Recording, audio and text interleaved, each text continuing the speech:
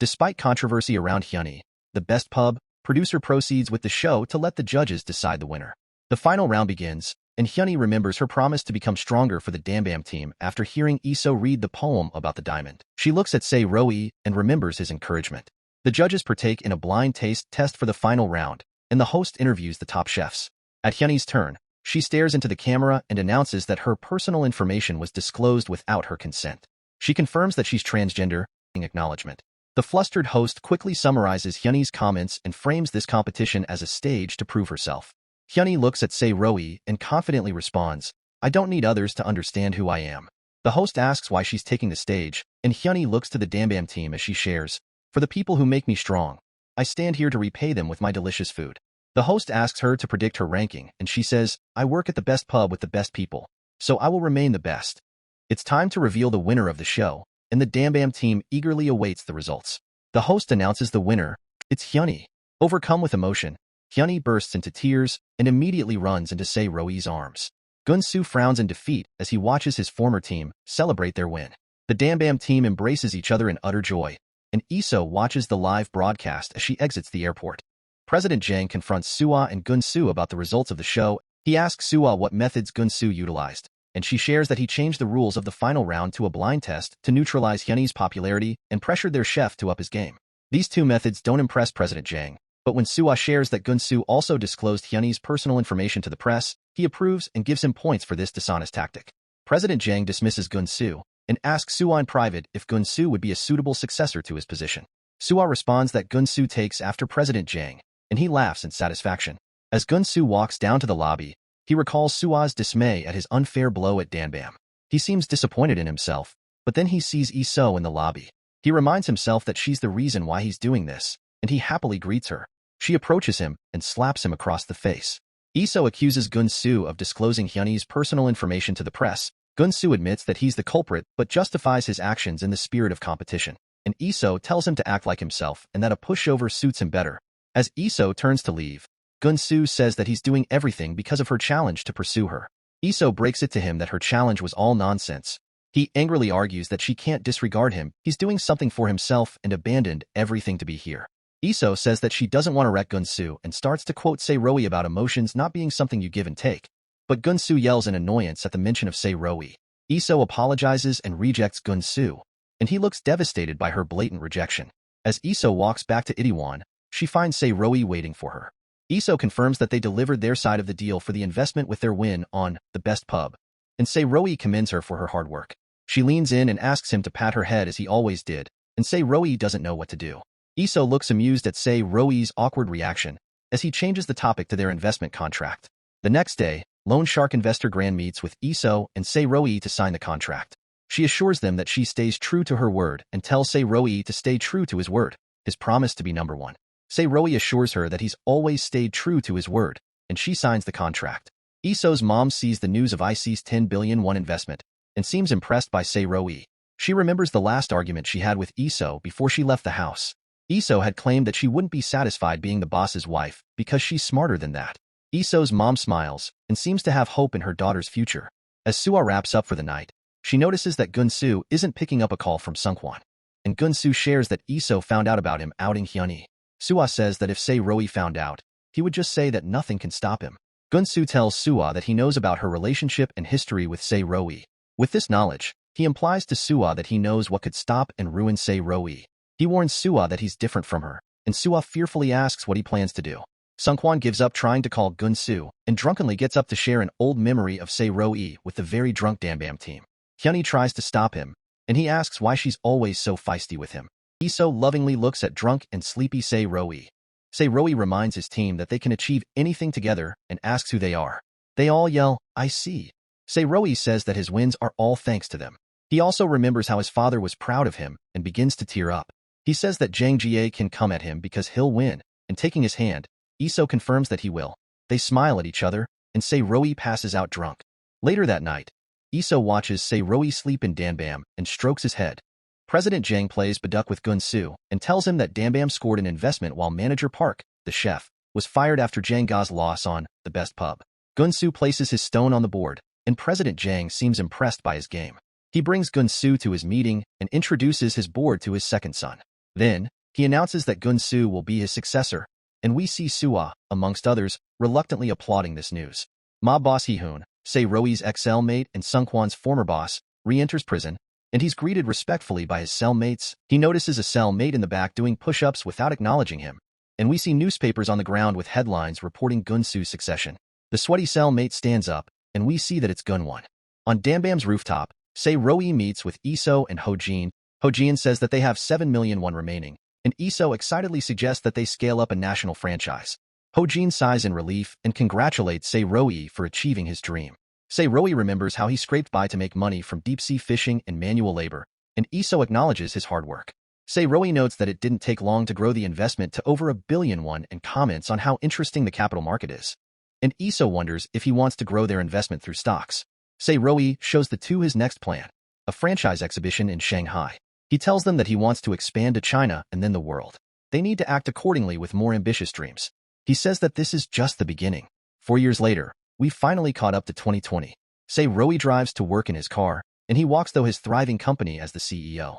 Iso, now sporting long hair, sits in a meeting with their management team and questions a manager's proposal to invest money in Guangxi, networking, in a new partner in China because their current distributor, Masa Distributions, isn't doing well.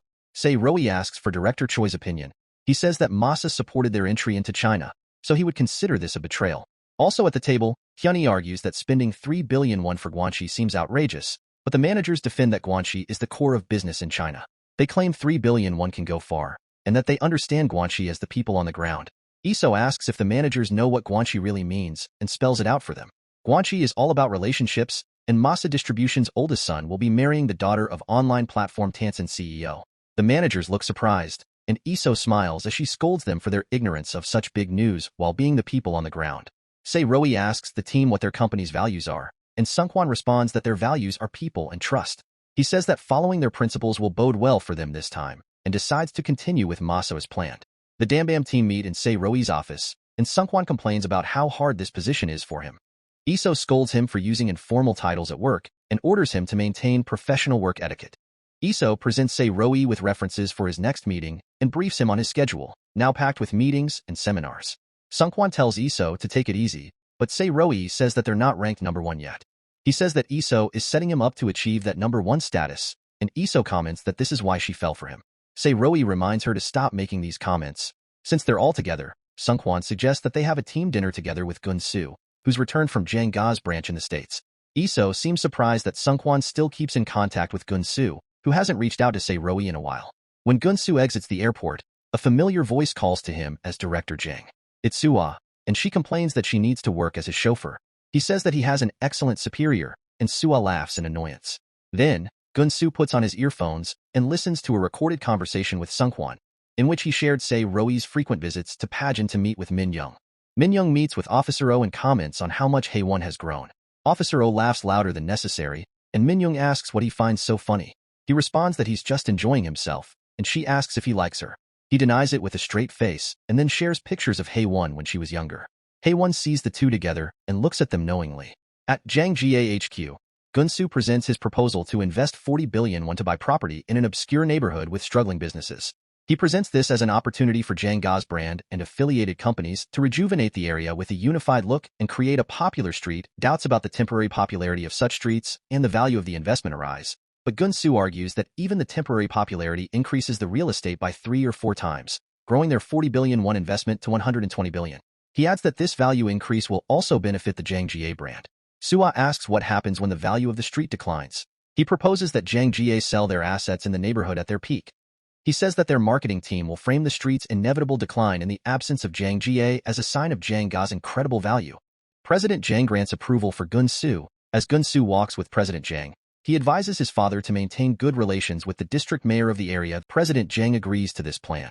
Then, he tells Gun-soo about Se-roi's growth during his absence and warns him that Se-roi will come after them. Ho-jin consults Min-young on the culture street building plan from Jang Ga, and Min-young shakes her head at the plan to foster gentrification. Ho-jin notes that Gun-soo is well received by Jang Ga insiders and could easily be the successor of Jang Ga. Min-young agrees and says that she has no clout anymore to pose a formidable challenge. Se-roi finds Iso looking up jewelry on his computer and asks what she's doing. She marvels at a pretty necklace and asks him to buy it for her tomorrow. He says that his schedule is full tomorrow, so Iso suggests another day. Sei-Roi tries to remind her again to restrain her advances, but Iso argues that she decides how she wants to express her feelings. Feeling burdened, Sei-Roi asks if she thinks about his perspective, and she understands that she's putting him in difficult spot. Yet, she confesses her feelings for Sei-Roi again. She suggests that he just fire her, but he can't because she's too good at her job. She knows that her absence will make his life more difficult. Iso says that there's a solution to this situation. He could just like her back. Sei-Roi doesn't know what to say, and their interaction is interrupted by Hyuni. Cheerful Iso heads out, and Sei-Roi lets out a breath in relief. As he looks through payment for signature, Hyuni notices the nice pin that Sei-Roi pulls out. Sei-Roi says that it was a gift from Iso on his birthday last year, and Hyuni asks what he got Iso for her birthday last year. From his blank stare, it seems like he didn't get her anything. As Ho-jin crosses the street, he freezes in recognition of a familiar face. It's Gunwon, and he looks away in panic as Gunwon walks past him. He seems shocked but calls out to Gunwon, who looks back at him blankly.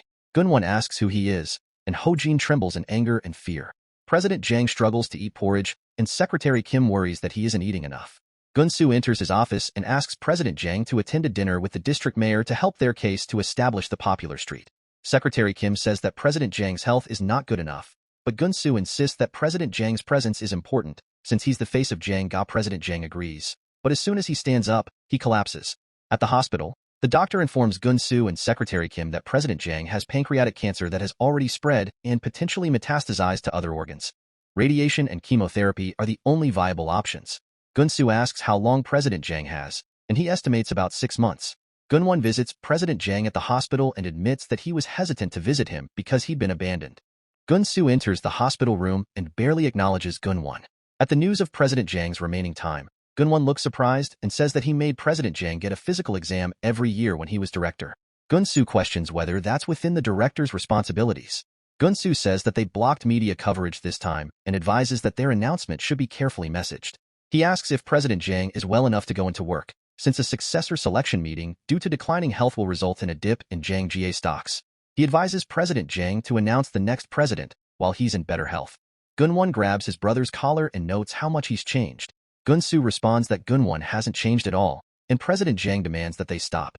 Gunwon lets go of his brother, and Gun-soo tells his father that he'll attend the dinner on his own.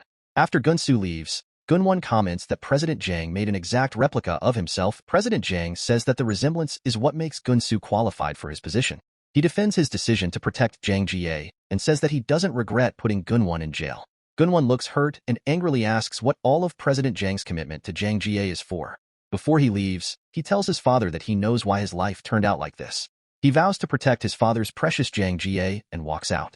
Suwa waits outside of IC and runs into Sei-Roi on his way out. She claims that she was just passing by, and they head to Itaewon together. Sei-Roi receives an urgent call from Ho-jin and apologizes to Suwa for having to bail. She understands that he's a busy person, but she looks bummed as he runs off. As Suwa continues to walk onward, she runs into Iso. The two rivals meet at a cafe, and Suwa claims that she was in Itaewon on a date with Sei-Roi. Iso laughs because she saw Sei-Roi bail, and she wonders when Suwa will let him go. Suwa tells Iso to ask Sei-Roi when he'll let her go. She claims that Sei-Roi promised to become rich for her and defeat Jang-ga to free her from being in the middle of their fight. She says that Suwa used to confidently claim that Sei-Roi likes her, but she's sensing insecurity now. Iso presumes that Suwa is scared that Sei-Roi may like her instead, and she's disgusted by Suwa's selfishness.